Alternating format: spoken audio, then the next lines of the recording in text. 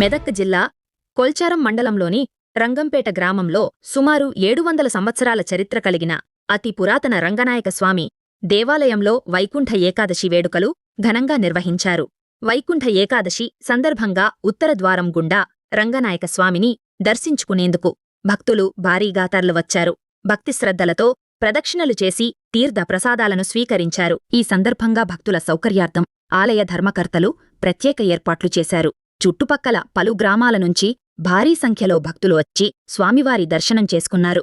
వైకుంఠ ఏకాదశిని పురస్కరించుకొని రంగంపేట ఆశ్రమ పీఠాధిపతి మాధవానంద సరస్వతి స్వామివారు ఆలయంలో రంగనాయక స్వామిని దర్శించుకుని ప్రత్యేక పూజా కార్యక్రమాలు నిర్వహించారు.